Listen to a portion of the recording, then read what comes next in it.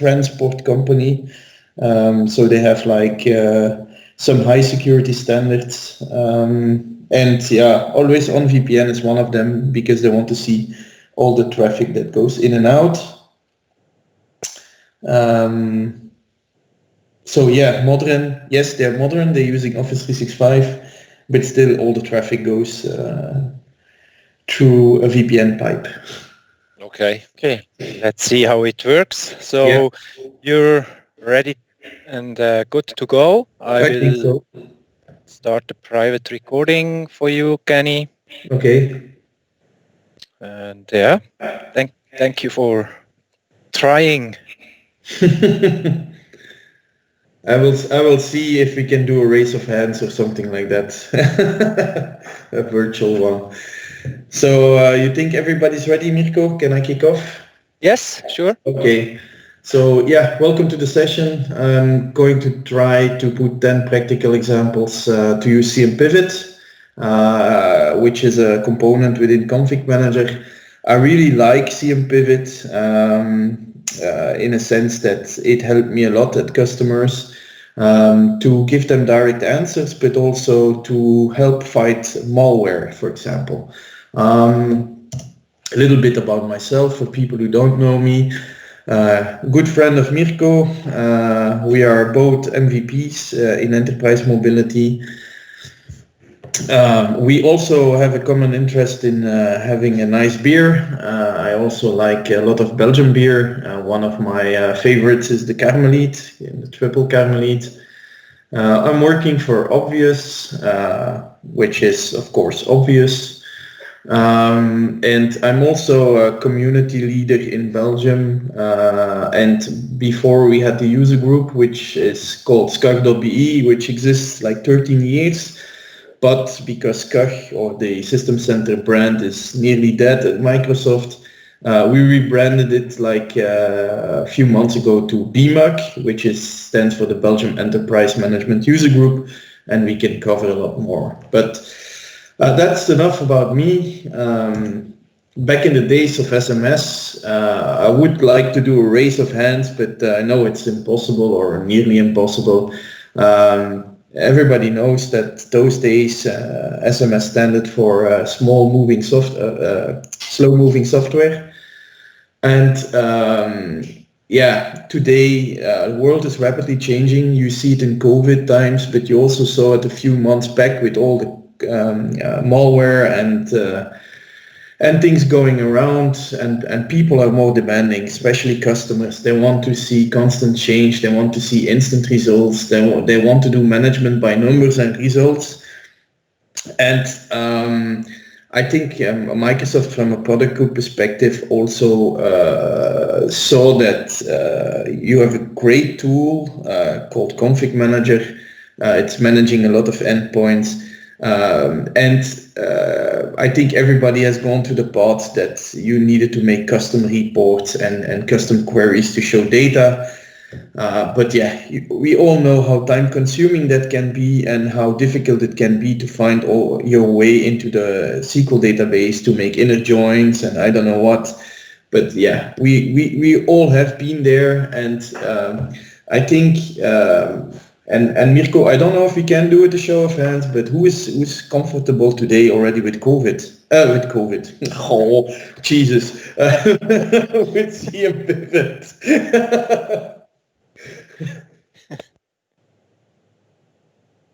Yes. Yes, a little, Kenny. Okay, good. All Yeah. right. So I think, like I said, everybody has been there to make custom reports and nice and shiny reports for the management to say how many Windows 10 versions we have, and how is migration doing, and how is TPM doing, and are we on secure boot, and so on. So I think the days today, when we see Config Manager today, the days of SMS are just gone. They're over. It went from a snail, it became to a wolf in sheep's clothes. You can do a lot of things to get today with Endpoint Manager, the new name. But we all have been there, and being a SCCM consultant is not stressing at all. it's Chris Buck saying that. He's 27 years old. We all know how stressful our work can be, and to provide those numbers to management. So first thing about CMPivot, it's actually a secret from the Autobahn.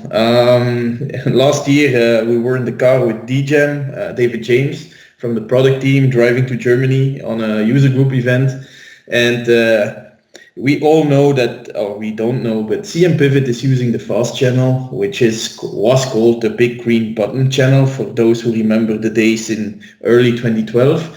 But actually, we were driving on the Autobahn very fast, and DJM just reached out and he says, actually, CMPivot is using the fast channel, and maybe we should call it internally the Autobahn, because you can drive fast, and actually the fast channel is actually very fast.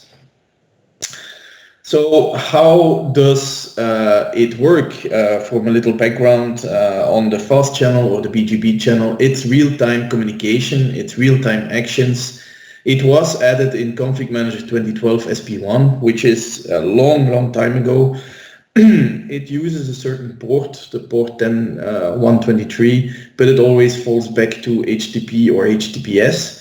If you look at the port closely, you would also see that this port is used, for example, at CMG, just saying.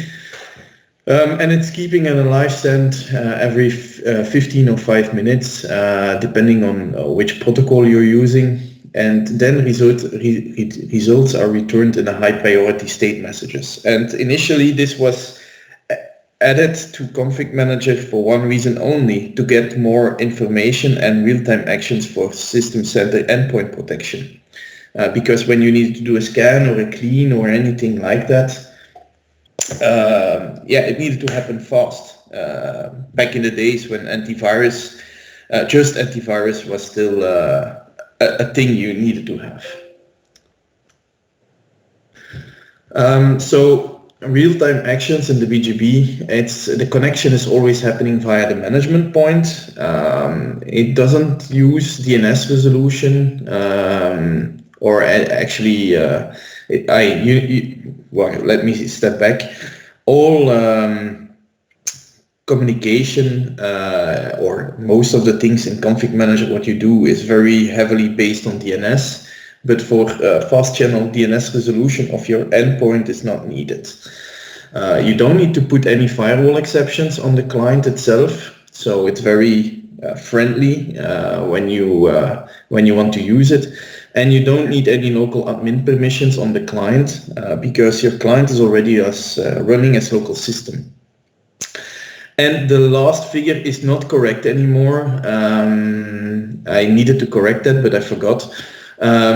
Before, up to I think 18 version Config Manager 1810 or 1802, I don't remember by heart, but before that it was only 42 parallel connections you could use on the BGB channel. Now with CMPivot, if you want to do queries on, let's say, 2,000 or 10,000 endpoints, the results would take a long time. So they increased that figure now to, I think they can go up to 1,000 parallel connections.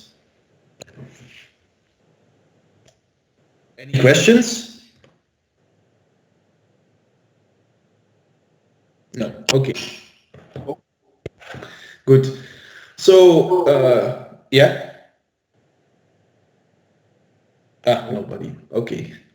So client notification from current branch 1810. Before 1810, it always used the inboxes. We all know that inboxes are very disk intensive. That has been changed. It's been able to directly write to the database, and that results in the decrease of the result times. Now, coming back to the BGB or the fast channel, everything you see in this screenshot is actually coming from the BGB channel. Like the great improvement they made, like is a client online or not, that's just BGB or fast channel traffic. Same goes for the current logged on user. So everything you see in pink is actually information you get through the fast channel already today, without even using CMPivot or anything else. And I think everybody agrees that this was great, a great addition to Config Manager.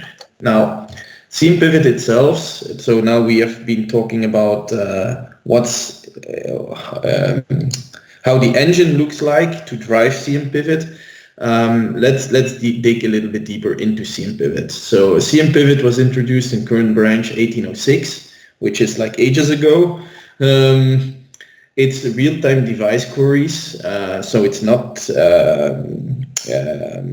It's now also using stale data, but I come back in a minute. So based on hardware inventory data, but initially, CMPivot is used for reaching out those online clients and gives you real-time device information. It has an existing rich data set, very rich data set, but it doesn't mean that that data set cannot be extended. And coming back in a minute for that. And what you can do with it, you can pivot, you can filter, you can act, and you can use scripts in Config Manager to do certain actions based on your results, which is a very handy feature. Now, what's new, and I'm just listing a little bit from where we are coming. Current branch 1810, we had offline inventory merge, so not only the online machines, but also information you already have in your database based on hardware inventory. It will merge and it will give you also those results for the clients that are offline. It can give you larger data results, and you were able to save your favorite queries, because when you make a query, and a query is very simple, maybe you don't know it, but CMPivot is actually using the Custo language, which is like Azure Log Analytics and some other tools of Microsoft. It's a very powerful language. For those who don't know Custo, I think it's a great opportunity when you're at home with COVID to learn about it, because I think it's one of those languages we will see a lot being used by Microsoft. And of course, Config Manager is using a little bit not the real Custo language, but a little bit a slang or a dialect language. It's not 100% the same, but when you know Custo, I think you know your way pretty quickly and pretty easily. Then in current branch 1902, they made an improvement that you could run it from a CAS, but actually I don't care. I don't mind, because I don't have any customers with a CAS, and if they do, I will charge them $1 million a day, because they should migrate off a CAS. Current branch 1906, we can now run CMPivot as a standalone tool, which is an important fact, because before it was you needed a console, and not everybody wants to give or hand off the console. So now you can run it as a CMPivot as a standalone tool. And there is a new run CMPivot permission in Config Manager that you can just grant a person, a user ID, just the right to run CMPivot queries. Which is a great feature when, for example, one of those scenarios is we have at a customer, we have a guy that's responsible for the CMDB and the inventory data. We just gave him the CMPivot tool, and we gave him only the right to run queries, and he's busy to compare what's in his CMDB and what's coming out of Config Manager. So then 1910, they made some optimizations on the CMPivot engine. I think it was a little bit slow before 1910, but now they did a lot of under the hood work to make it very, very fast, and to reduce also the network load and the CPU server load. Just to give you an idea, even the most intensive CMPivot queries will per client only transport like 1 kilobyte of traffic. So if you have, let's say, 10,000 seats, it will be 10,000 kilobyte it will transfer on the network, which is not nothing.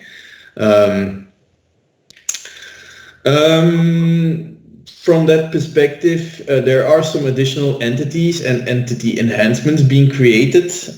Again, think about Custo and look in Azure how they do a lot of log analytics stuff. They also looked at that, and they also now give you a good opportunity and a fast opportunity to find, for example, event IDs in the event log on local clients, which is super, super, super handy. for example, file content itself, if you want to look into files, like file hashes and stuff like that, DLL loaded by processes. Sometimes it's very handy when you do some malware analysis that you can actually see what's being loaded and to see if there is some differentiation. Also, it gives you some Azure Active Directory information, so AAD status, is it hybrid joined or not, for example, can be very handy for troubleshooting. And of course, endpoint protection status is being enhanced.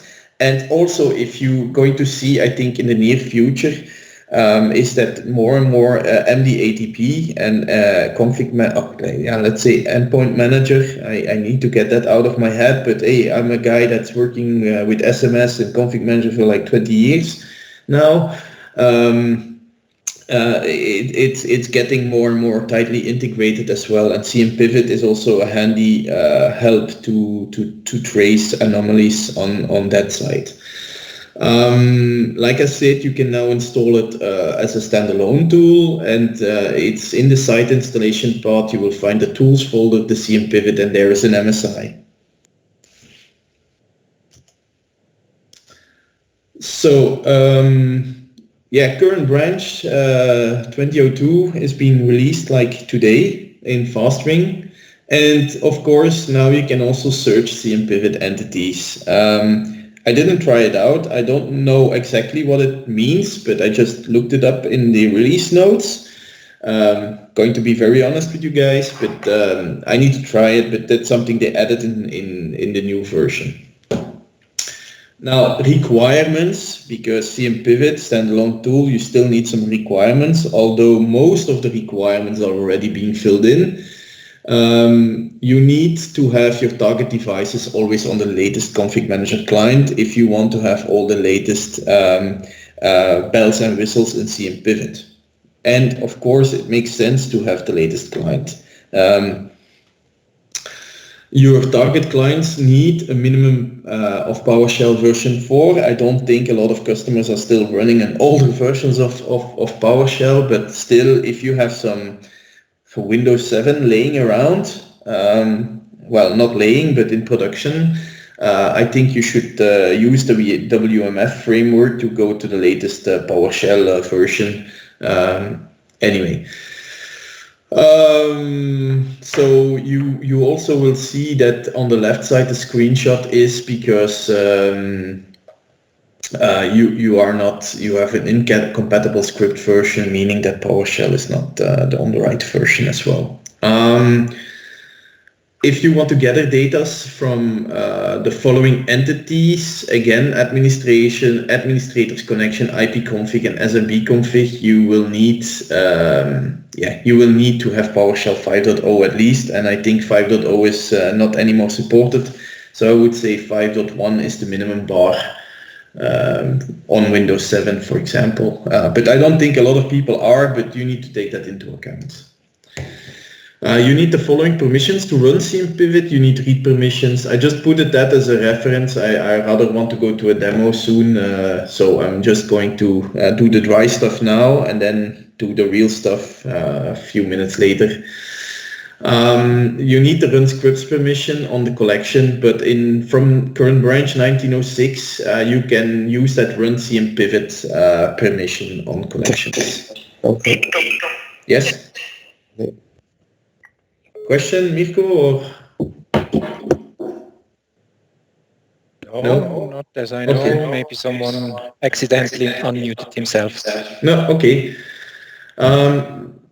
You need read permission on the inventory report, and of course you need to have the default scope permission.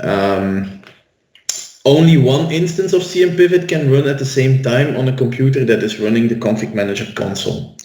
So be aware, I was also trying to be the smart kid on the block and have multiple CMPivots open. That doesn't work. It gives you no results, it will crash. So, and from a standpoint now, it's in the documentation as well that you can only do and run one at the same time.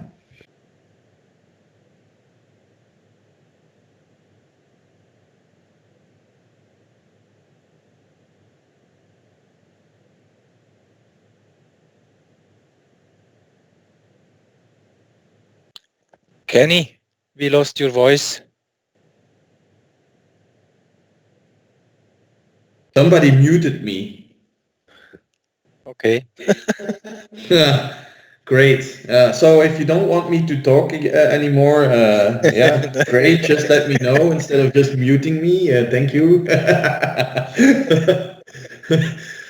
No, this is, I don't know what you heard, but CMPivot is fully extensible. So everything you extend in your hardware inventory or everything you can extend in the SMS dev mof will show up in the CMPivot as a queryable class.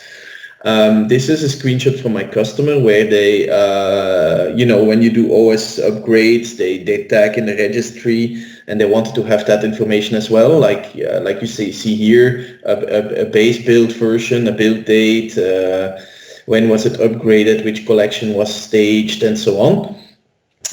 So you can also use that in CMPivot, which can be very handy, of course. Okay. So how does CMPivot handle the data? So CMPivot results are removed from the database when you close the UI. So when you close the CMPivot console, the results are automatically removed. There's also a task that will clean up your orphaned results every 7 days. That's in Config Manager in the maintenance tasks. So you can set it to 1 day if you want, or you can set it later. Of course, the other maintenance task, delete H client operation, will remove any script results. Like I said, the feature uses the Azure Log Analytics language, Custo, but there is some slang language of Config Manager. It's not 100% Custo. And you need to watch out. I got that in the beginning a lot, capital letters. It's case sensitive. So when you do a query and it's not in the right case sensitivity, your query will just not do anything. It will run, but it will not display any results. So using the scripts feature to remediate, so PowerShell only, so nothing else. And it requires, of course, minimum PowerShell 3 on the client. But it will use the client notification. It will be real-time action and results with the scripts. It will run as a local system. It retries to run up to 60 minutes and then it stops. And it must be approved by default. You can uncheck that button, but I wouldn't do that. And this feature, even CMPivot, runs absolutely amazing when you have a CMG in place. And even in COVID times, when you have a lot of workers remote and maybe they don't have an always-on VPN, but they're connected through CMG, your CMPivot results will also work with those connected to CMG. All right. So I have listed a few queries. I'm going to quickly go over them and then I switch over to the demo. I need to switch that in Teams. I don't know how easy that's going to be, but very simple, few queries, and I will share the slide deck, so don't worry. But we can use recently used applications. Which are the most used applications, for example, from a product name perspective? Some queries, you get a lot of questions from management. Second query is, what are the Office add-ins I'm using? Very simple. That's being introduced by default in 1906 or 1910. With all these massive amount of changes in Config Manager, I always need to double check. They are very good, that our product team, in adding a lot of things. So displaying, and you see how easy it is to make a bar chart or a rendering, something that management likes to see. Other one, give me all the Windows 10 versions. Very easy, very fast. But I will show you a bit on how it's easier in practice. Then, for example, Outlook Office Online Book, address book, when they still use that, OST OAB files or OST files that get corrupt, can I troubleshoot that? Can I list them? Local admins. Sometimes you get questions from security. Can you give me a list about who's local admin on this machine? You can easily run that and filter on it and give them the results. And let's chase them, the users, and hit them on the head. Installed executables. Sometimes it's handy to know which version of which executable is installed on which machine. Case of troubleshooting. Maybe you need a specific version of a DLL for a certain application. You can do that. BIOS information. If you want to have a list of BIOSes and you want to recorrect them, very easy to use, very simple. Reporting is much more difficult. Services. Which services are running? Which have stopped? You know, sometimes you try to use Roger Zender's tool and you say, why is it not connecting? And then Windows remote management is stopped or disabled or whatever. Use CMPivot to find out who is being stopped. And maybe you can start it. No, not maybe. You can also start it with CMPivot and run scripts. For example, event log. You want to have a certain event ID in your security log. You can do that very easy. That's the wrong screenshot. Sorry. I forgot to update. But yeah, I'll show you in a minute. And this goes very fast. So people or security teams using QRadar or anything like that to find that, we can do the same with CMPivot. But it can be handy when you have a certain application failing in the application log and you want to search for a certain event ID and you want to know which clients are impacted, you can use this. What browser installations do I have and what version? For example, Google Chrome or Firefox. Sometimes, you know, even Edge show me which stable version of build I have in my company and why are they on another one. Auto start software, just list them, and when you see on the D count you can have a click button and it shows you the results. Of course, query number 10, instances of a service host, can be handy for malware. So let's just head over to my demo stuff, because seeing is believing, right? Let me first log in again. So yeah, for the record, I am on a system to actually connect to my laptop locally next to me, but that's just because it's secure.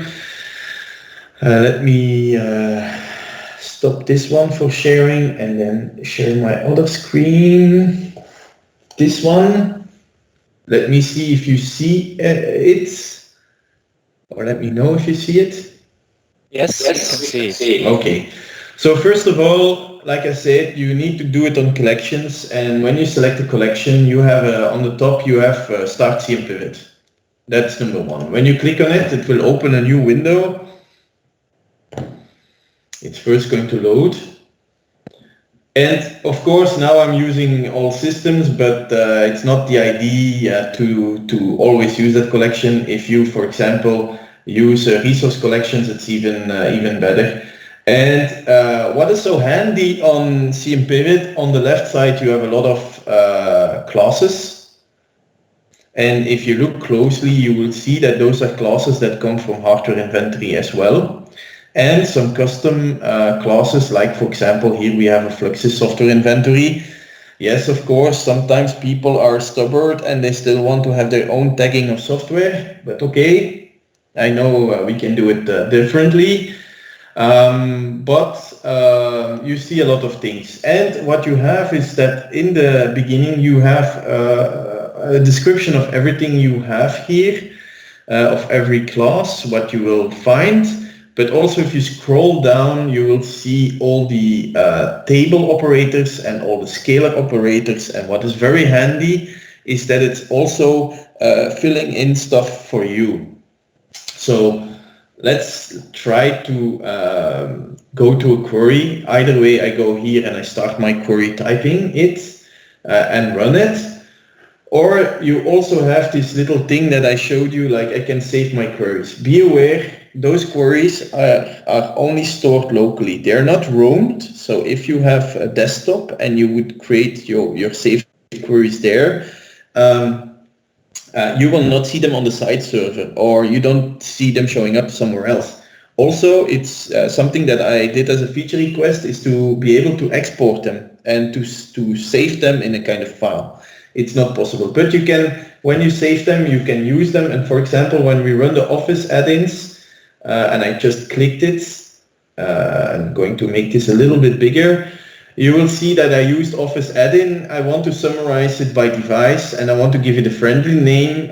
Give me the top 15 results and you order it and you make a bar chart out of it. Very easy. So when you run the query, and this is now on 2200 and so on, you will see on the bottom that it's going to give me instant query results. Now, you will see also on the bottom that query completed on 3 of 2,161 clients. And it tells you automatically that 524 clients are offline and it has 45 failures. Failures means that the client is not working properly. You need to investigate those anyway, but you will see red, you will see orange, and you will see green. Green means online clients and be able to query directly. And you see that 1,564 PCs reported immediately from home because this company is working completely at home. You also see that 524 clients are offline. This is inventory data that will be pulled up from what's in the database from the hardware inventory scan. So you see that all these add-ins are being pushed out, and you also see the numbers that I got. Now, if management asks for it, give me the top 10 or top 15.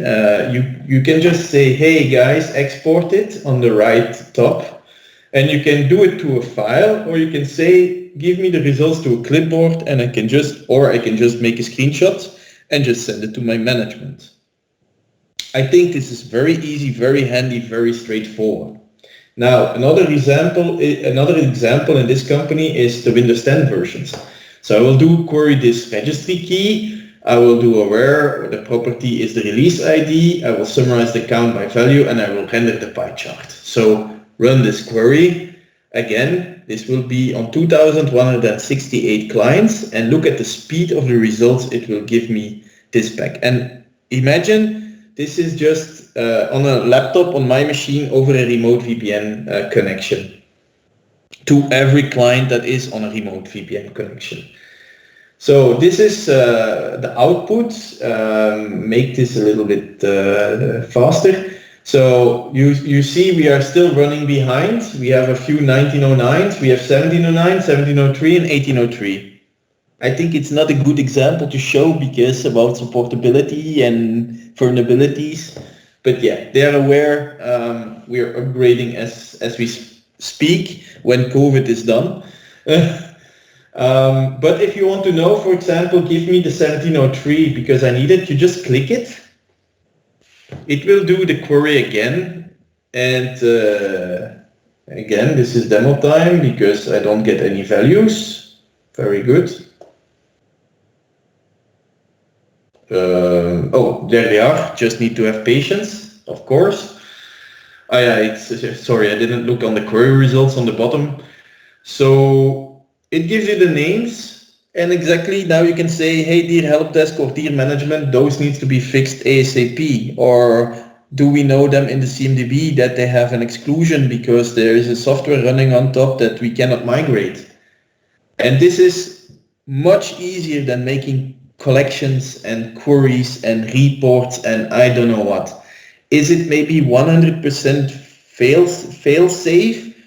No, it is not. But is your report fail safe? No, it's not as well because that is based on hardware inventory data. This is based on clients that are online, which is now. And all the ones like the 535 clients that are offline are filled in with the hardware inventory data. I don't know, but who thinks this is cool? I really like it. Yeah, I think so too. If I go to, for example, and let me, so if you would stop this query, and remember, if I close this console, then all my results are being deleted in my database as well. So I stop this, I can remove that, and let's say how easy it is to build, for example. You can say, I want to have, I don't know how many time I still have, or 10 minutes, I think. Something like that. You can say, give me TPM, for example. TPM, and I want to know the spec version. So you say spec version. No, sorry. I am doing this wrong. TPM. And then you can say where spec. Normally it should, maybe I'm not doing it right. Normally it should, you see, here's my gotcha again. Capital letters. Spec. Come on. Yeah, spec. I will do that. Try hard, Kenny. Yeah, normally it should autofill, but okay. And then you can say pipe it, where spec version equals, or whatever operator you want to use, 1.2, and I need to put that, but normally it should autofill. Maybe it's because I'm not failed to pause query. I'm not doing it right. So let's say I'm making it myself more easy. TPM, capital letters. I run the query.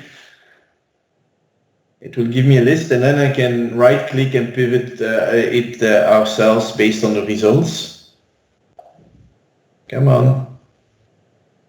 And sometimes this happens as well. Sometimes, and I agree, and they're making improvements. Sometimes the CMPivot console hangs a little bit. Then you just need to close it, and you just need to reopen it and restart. I know this is sometimes a little bit crazy, but let's see what he gives back on a result. It could be that the hardware inventory clause is not enabled on this one. Or, yeah. I'm just going to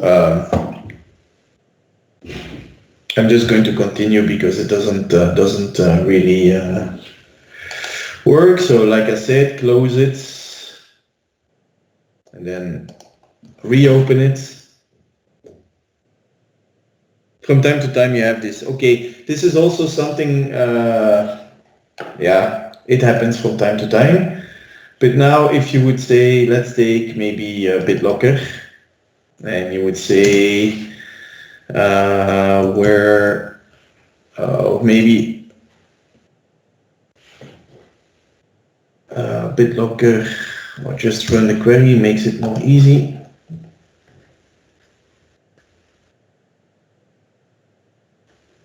And now normally you can here also group by device, or let's say status, protection status, group by device. And then you will automatically get the protection status and the number of clients. So even that is very easy to convert into a simple table. And if you then want to have, for example, who is not protected, we can just click on it and we get the list of machines. Very easy. And then you can say export, and you will export it to a file. And you can make a CSV out of it. Very easy, very simple. Good. All right. Let's switch back to the other one. Any questions? No? Okay. Yes, I have. Yeah, okay. This is a real option, this CMPivot, but we have set the execution policy of a PowerShell script. Yes. We can only run PowerShell scripts on clients which is they are only signed scripts. Yes. There is no option to sign the scripts from CMPivot. That's correct, because the scripts node, the scripts feature in config manager cannot handle signed scripts yet. This is a known limitation. You're completely right, and there is no workaround for that. Yeah, I made a entry in the user voice. I hope they will fix it in the future version. I think you can also ask Mirko. I think this was raised by us like a year ago as well, as this was like an urgent matter. But up till now, I don't know. I think the only way we can do is make noise and see that they think it's important. But I think they have some known limitations in the coding, because what they need to do is they need to import. The problem is, as soon as they import the code into config manager with the script, the signing is broken and they need to sign it. And I think the problem is, when you do real good signing of your PowerShell scripts, there's not a lot of people who can sign it actually. And have the responsibility. So I think they're stuck with that in how to do that flow, and to let the config manager client understand that it's actually a good signed script. So yeah, you're right. That's one of the limitations. That's right. Okay, thank you. So let's go back to Mirko. How much time do I still have? 5 minutes? Yes. Okay, let me share back my... Is this the right one? I hope so. Yes. Okay. Do you see it appearing? Just a moment. Yes. Okay. So as you see, it can be very handy, very straightforward. So now my PowerPoint froze or what? Okay, no. Okay, there are some bonus queries that I added, and I will share this slide deck, but for example, the boot times, which was introduced in 1906, 1910 even improved, but you can have a list about who's performing well, who's not performing well, and you can also, of course, make some bar charts out of it. Now, the numbers doesn't say a lot because it's like milliseconds. It's just to give you an idea what you can do with it and how fast you can give reports to maybe give to your management, saying, hey, this model we have bought, it's not really a good model. We should forget about it and just buy another one. But I would say listen to Mirko's session about device, the desktop analytics, because desktop analytics integrates this and gives you more nice information and features around it. Now, one of the stories I want to tell you is that we had a customer, and why I'm such a fan of CMPivot. We had a customer that was hit by Emotet now it's like a year and a half ago, and they had no MD-ATP, they had no EDR solution at all. So they were like a little bit lost in space, and things got really south. So what we did is we say, hey, CMPivot, and it was back in the days that CMPivot was just like 1 or 2 releases being released. We say, hey, we have config manager, maybe we can use CMPivot to find out what's happening and how it's happening. And actually, this is just another slide I added, but we had an attack from a user. It was like a phishing attack. They got into the system on the device. They established created some executables on our local system and tried to really encrypt the stuff.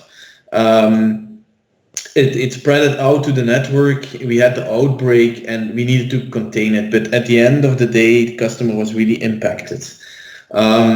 So no matter how big a hammer you use, I think CMPivot is the tool to help you with that. If you have no money for, let's say, MD-ATP or anything like that, it can still help you to find and contaminate those kind of spread.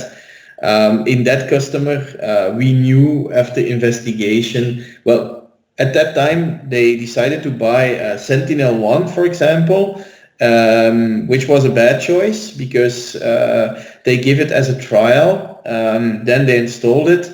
And after the month of trial, they say either you buy it or you're just going to, how can I say that? Or you don't get access to the console anymore. And everybody knows the Sentinel-1 client, when you want to remove it from an endpoint, you need a kind of decryption key to uninstall it. Well, having the access revoked from that tool because they didn't want to go further with the tool, became a pain. And we used actually CMPivot to handle that process. But when we had the outbreak, we used a few queries and we saw that actually we had a process that would refer to an XA. So we looked them up and then we saw that it would create a volume bundle.exe, which was actually the Emotet package, delivery package. So we knew that there was a certain creation date and a stamp, so we used CMPivot to find that stamp, and then we looked for a process that had that creation date, and then we used the PowerShell script, of course, to kill that file and the script. So this is how we found it with CMPivot very rapidly, very easily, and on a regular base deleted and cleaned up until we had MDATP in place.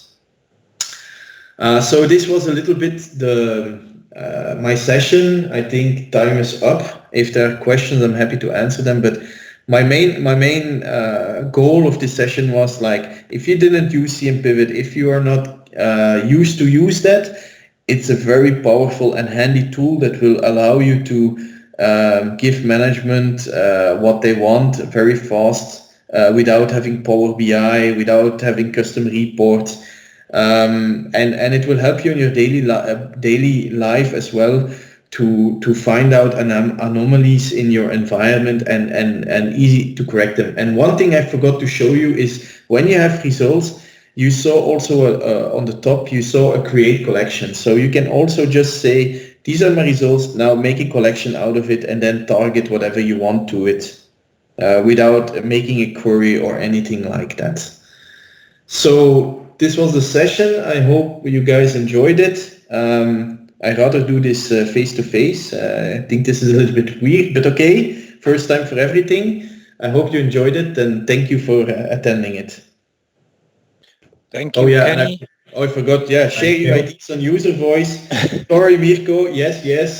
And of course, I filled in my name, but I figured out it was not needed, Mirko. So that's good that there is your Twitter handle, so everyone can blame you on Twitter now. Exactly. And thanks to the sponsors, of course, to make this happen. So thank you for attending, and I'll hope to see you next time in person. So thank you, Kenny, very much for your session. And I would like to have you still 10 minutes in the chat that people can ask some question. So please feel free to unmute yourself and ask directly. I get some messages that the meeting chat is not available for everyone. I don't know why. They have maybe it's a bug from Teams. We had that also at the MVP Summit.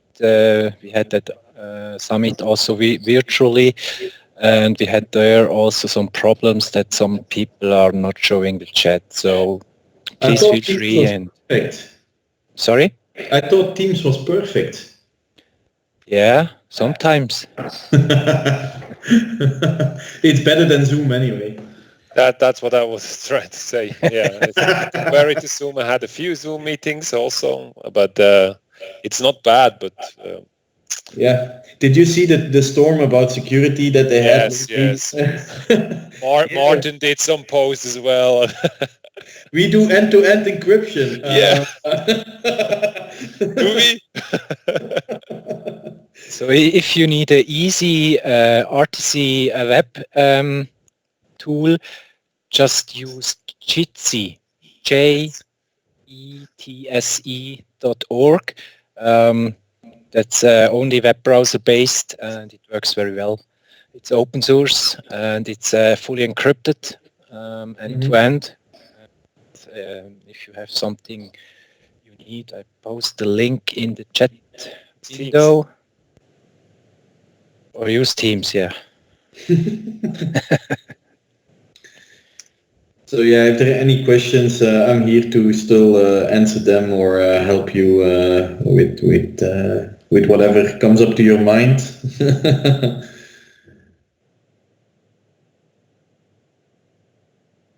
So then I would say take a break. I go for another coffee. So excuse me for a little while.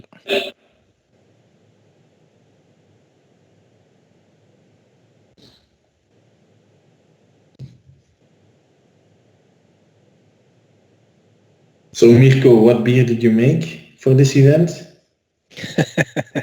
It's in my basement. It's a virtual beer or not? Yeah, it's a Kloster Alt, a dark one, and it has 5.2% of alcohol. Yeah, it's very good. Sounds good. Hey Mirko, what do I do with the presentation? I just mail them to you, or I drop them in Teams, or? You can save it and send it to me. I will get out the link after the day from my OneDrive and share those. Okay. Cool.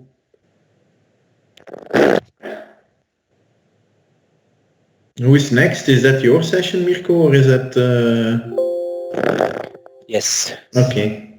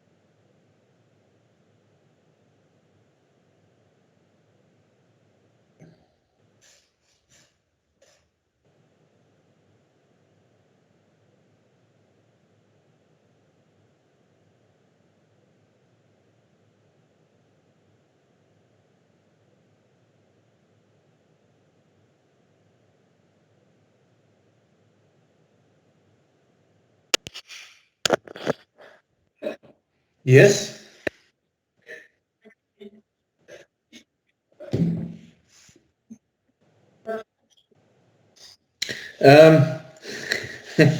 Very good one. I had that question from a lot of customers. I would say it's going to be a difficult one because patch compliance needs to be measured against what you scanned in your metadata and what you allowed. So easy answer is not really. um, but could you make a CMPivot query to see what updates are installed, for example, on your device? Yes, you can. So yeah, so let's say that you want to know which critical update is installed on which device. That can be easily done. But if you want to do really like patch compliance against the software update list, I would say no, no. It's just, and maybe coming from, if you want to do it in reporting, for example, it's also very, very difficult. So compare that to the same kind of CMPivot data set. It becomes very difficult to do combining of multiple data sets. So I use that a lot when I need to deploy a critical update, a 0-day patch, and the security team wants to know what's the status, how many devices are still lacking, give me the list of devices. And that's what I use CMPivot for. That's very easy and handy to do. You're welcome.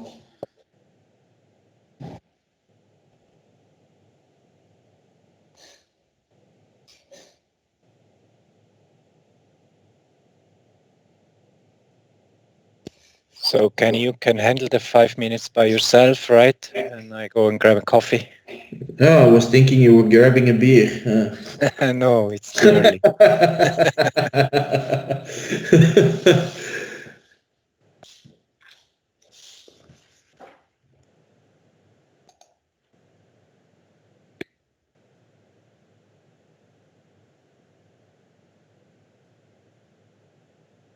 Hey, Roger, what do you mean by PowerShell script signing is not a security boundary? Meaning that signing does not save you from malicious things? Exactly. Yeah, okay. I agree on that. Maybe I can do a part in my demonstration how Ruckzuck will ignore the execution policy. Mm-hmm. So, but yeah. But that's what we do as well. For example, when you look at config manager with the edge deployment, the PowerShell script in the back is also looking for, I don't remember, but I think signed or something. And I just made I modified the PowerShell script to set it to unrestricted and then do the stuff and then put it back like it was. And then it works. There are several ways to bypass. Bypass it. True. And how are you, Roger? Good. Good. Sitting at home, doing home office. Like everyone. But yeah, good. Now you have some extra time to make a good new Ruckzuck. Good. No, the problem is that I have too much work now. I expected to get no work and have easy time, but that's not the case. No, we have the same. Running like crazy with people that say, no, modern, no, we don't need any CMG. And now they're all like, help, please. Exactly. We had a fun one yesterday as well. He said like a year ago to me, no, CMG, way too expensive. And then he needed to order instead of 200 VPN licenses, like 1,000 extra. I say, what's going to be more expensive now?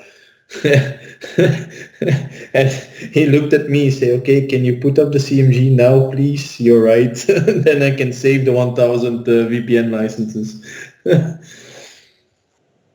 So it's very funny to see how people change their mind once you have a shitty thing like this, COVID. Also very funny to see, like in Belgium before, it was like, oh, working from home from a customer. No. We need to see you sitting in the office and do very physical to physical discussions. And now finally they have to work and do things remotely. And now finally people start to see that we might be able to work more from home. That's a good thing. That's maybe a good chance for the future. Yeah, I think that's a good thing. Instead of being all in a traffic jam every morning. Exactly. So, yeah. Hey, Roger. Ole, how are you? Oud de Krieger, all warrior for all English speaker. Hey, I'm good. You? Yeah, Long time not seen. Yeah. Good to maybe see you. Maybe for another few weeks. Probably yes, but let's have a beer together today. Yeah, a virtual one.